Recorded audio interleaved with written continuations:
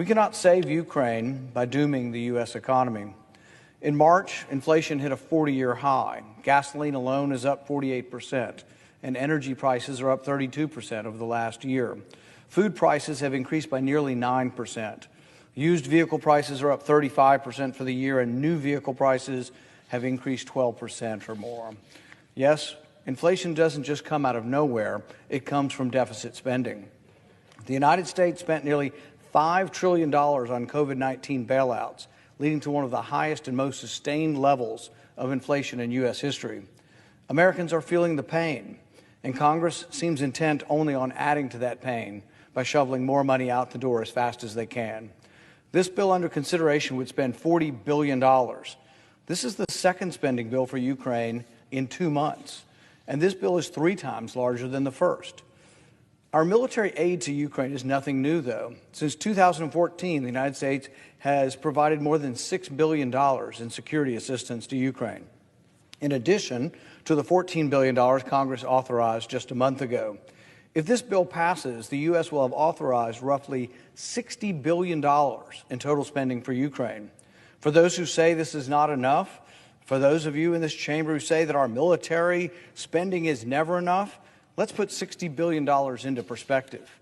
According to Elias Youssef, a security assistant at the Stimson Center, Kiev would become the largest yearly recipient of U.S. military aid of the past 2 decades. Except for the top 5 countries, $60 billion is more than every other country in the world spends on their entire military expenditures. If this gift to Ukraine passes, our total aid to Ukraine will almost equal the entire military budget of Russia. And it's not as if we have that money lying around. We will have to borrow that money from China to send it to Ukraine. The cost of this package we are voting on today is more than the U.S. spent during the first year of the U.S. conflict in Afghanistan. Congress authorized force, and the President sent troops into the conflict. The same cannot be said of Ukraine.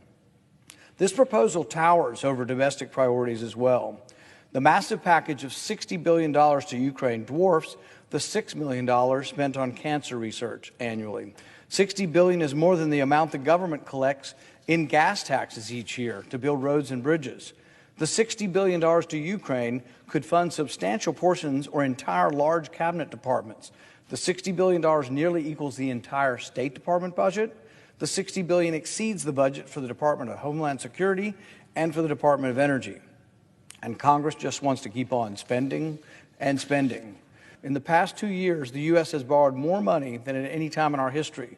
We are already experiencing the greatest rate of inflation in over 4 decades. The assault on monetary discipline is untenable, and it cannot go on forever. Unless we put an end to the fiscal insanity, a day of reckoning awaits us. Congress should evaluate the cost of continuing down this path. The biggest threat to the United States today is debt and inflation and the destruction of the dollar.